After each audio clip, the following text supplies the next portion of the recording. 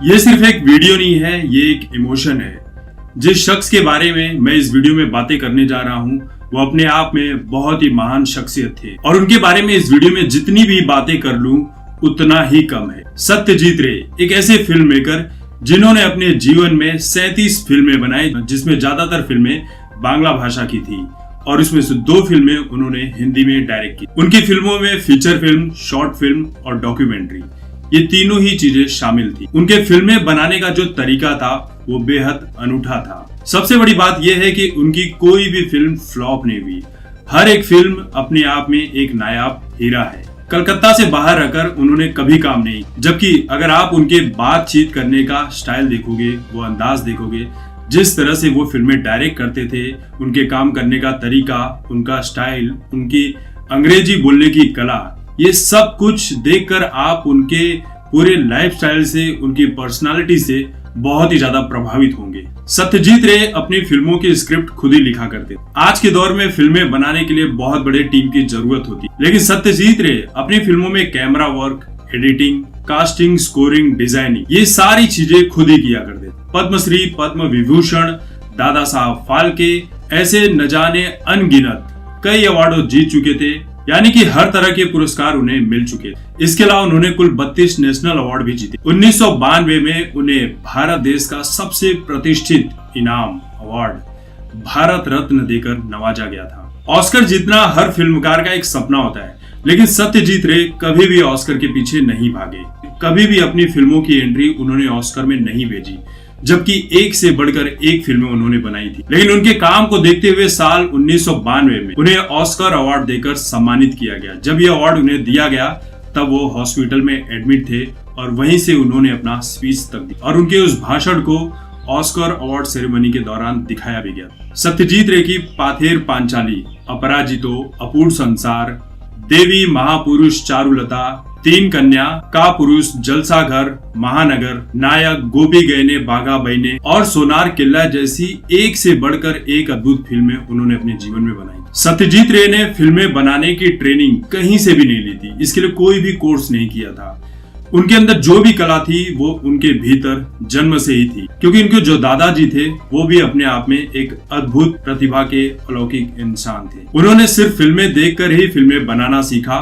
पाथेर पांचाली बनाने से पहले वो लंदन गए थे, जहां पर 3 महीने रहकर उन्होंने 99 फिल्में देखी थी। हालांकि वो जिस एड कंपनी में काम किया करते थे, उस एड कंपनी ने उन्हें लंदन भेजा था ताकि वहां जाकर वो एड को लेकर और भी ज्यादा जानकारी ले सके, किस तरह से विज्ञापन बनाए जाते हैं, ताकि वो इंडिया लौट कर आए तो एक से बढ़कर एक विज्ञापन बनाए। लेकिन ऐसा हो नहीं सका। सत्यजीत रे ने एक फिल्म देखी जिसका नाम था बाइसिकल थीव्स, और इसी फिल्म को देखने के बाद सत्यजीत रे ने ये फैसला किया कि अब वो फिल्म बनाएंगे। और उनकी जो सोच थी, वो पहली सोच यही थी कि वो पाथेर पांचाली पर ही फिल्म बनाएंगे। पाथेर पांचाली विभूति भूषण बंदोपाध्याय का वो ऑटोबायोग्राफिकल नॉवेल जो दुनिया में इस कदर छाया कि जिसकी बातें आज तक होती है। अपूर्ण ट्रायोलॉजी, इसमें 3 फिल्में बनाई गई, जिसमें पाथेर पांचाली, अपराजितो और अपूर्ण संसार, ये तीनों ही फिल्में शामिल हैं।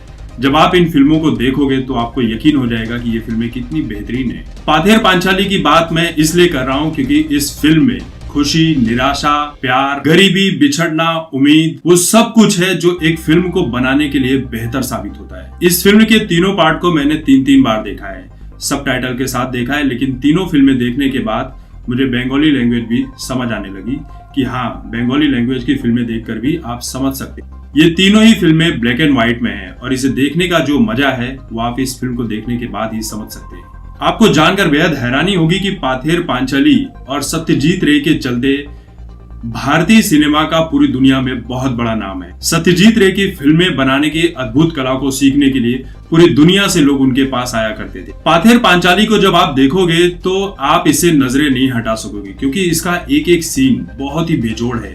इसका जो बैकग्राउंड म्यूजिक है वो आप इस तरह से अनुभव करोगे कि आप इसके साथ ही जी रहे हो और इसी के साथ आगे बढ़ रहे हो।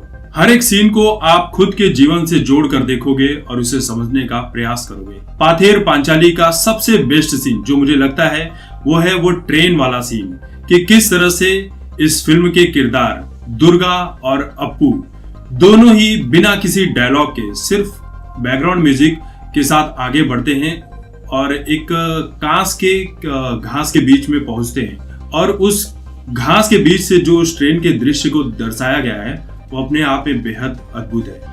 ट्रेन वाले सीन से पहले जब आप देखते हैं कि दुर्गा उस ट्रांसफार्मर की आवाज को सुनने की कोशिश करती है, फिर अपू उस ट्रांसफार्मर को बड़े ध्यान से देखता है, ये सीन बहुत ही बेजोड़ है।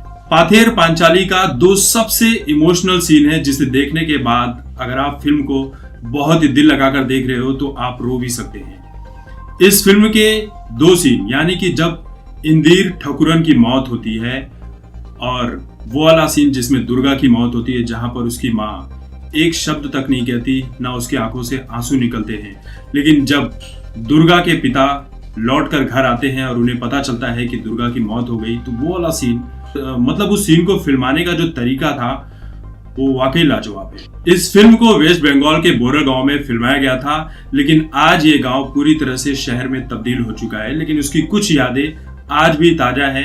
वहां पर सत्यजीत रे की मूर्ति भी बैठाई गई है जो उस गांव के लोगों के लिए एक यादगार है। वो घर आज भी मौजूद है, वो तालाब आज भी मौजूद है।